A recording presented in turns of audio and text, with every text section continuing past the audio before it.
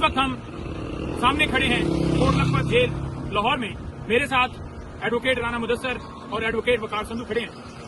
थोड़ी देर पहले ये समाअत खत्म हुई है 9 मई के केसेस में। आज मुझे भी मौका मिला समाअत देखने का।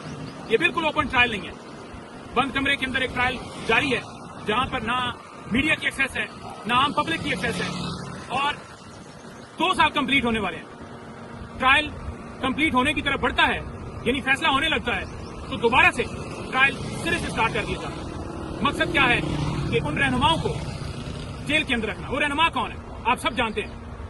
आज दौरान समाअत वाइस चेयरमैन पाकिस्तान तहरीक इंसाफ शाह महमूद कुरैशी साहब, उनसे भी मुलाकात हुई, और जो डॉक्टर यास्मीन राशिद साहब हैं उनसे मुलाकात हुई, चौधरी जाह साहब से मुलाकात हुई, महमूद रशीद साहब से मुलाकात हुई, और उमर सरफराज चीमा उनसे भी मुलाकात हुई।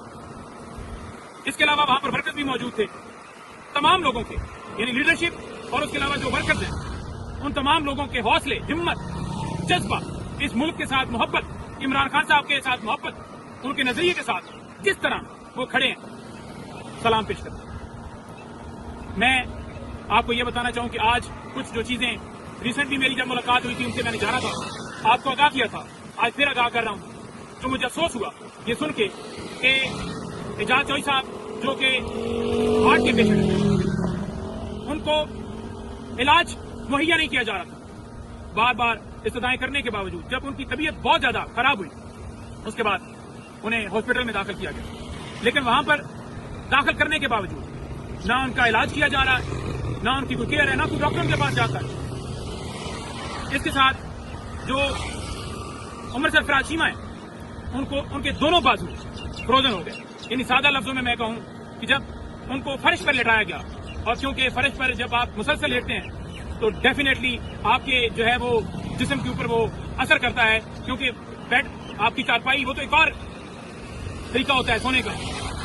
इस वजह से उनके जो दोनों बाजू हैं वो फ्रोजन हो गए, और उन्हें हॉस्पिटल जो है वो दाखिल करवाया गया। अभी भी वो हॉस्पिटल से आते हैं, जायद साहब भी हॉस्पिटल से लाए जाते हैं। इसी तरह जो शाह महमूद कुरैशी हैं, अब आप देख लें कि वो जिस दिन 9 मई का सारा डाल रहे हैं, वो इस्लामाबाद, लाहौर, क्या पंजाब के अंदर थे ही नहीं, वो कराची थे, वो भी आज जेल में। और इमरान खान के साथ डट कर खड़े हैं, यानी सफेद बाल हैं, सफेद दाढ़ियां उनकी, और इस उम्र के इस हिस्से में इन तमाम लोगों को जेल में डाला गया है। डॉक्टर यास्मीन राशिद, उनका क्या कसूर है? वो इमरान खान के साथ खड़ी, सबका क्या कसूर है? वो एक नजरिए को सपोर्ट कर रहे हैं। वो कैंसर की मरीज हैं। मुझे राना मुदस्सर बता रहे थे कि उनको हॉस्पिटल के अंदर जब ट्रीटमेंट के लिए भिजवाया गया तो फौरन ही ऊपर से फोन आ गया, क्योंकि टिकटॉकर इधर बैठी है, फोन आ गया कि जनाब इनको फौरन दोबारा वहां शिफ्ट किया जाए डाला jail, sorry Kot Lakhpat jail में। तो दोबारा उन्हें शिफ्ट किया गया, तो उनको भी कोई इलाज मुहैया नहीं है। इसी तरह से जो महमूद रशीद साहब है, वो भी उम्र के इस हिस्से में उनको जेल में रखा हुआ है। अच्छा, इनमें से जो जमानतें हैं अगर उनकी लगती है ना, तो उन जमानतों के ऊपर फैसला नहीं दिया जाता, कि कहीं फैसला मेरिट पे डेफिनेटली कोई सबूत होंगे तो आप उसके अंदर जो है उनको जेल में रख सकते हैं ना, तो फैसले की तरफ ही नहीं बढ़ रहे, क्योंकि जब फैसला होगा तो वो रिलीज हो जाएंगे। एविडेंस नहीं है, इसलिए ट्रायल दोबारा से शुरू किया जाता है। पुलिस वाले गवाह बनाए। आपने किसी सीसीटीवी फुटेजेस के अंदर देखा कि किसी हाउस के बाहर या किसी जगह के ऊपर आपको नजर आया हो कि वहां पर पुलिस वाले जो है वो उस वीडियो के अंदर नजर आ रहे हो? एक तरफ मिलिट्री ट्रायल चल रहा है, यानी इसी वकूल के ऊपर, और एक तरफ ये एटीसी के अंदर ट्रायल चल रहा है। पुलिस वाले गवाह, पुलिस वाले मुद्दई, यानी सरकारी गवाह, सरकारी मुद्दई, जिस हाउस के ऊपर हमला करने की बात कर रहे हैं वो तो कोई भी उनका कोई अलकार इधर मुद्दई नहीं है। इन तमाम चीजों से आप अंदाजा लगा सकते हैं कि बेल ना देना, ट्रायल फैसला ना करना, कि इनके पास कोई एविडेंस नहीं है।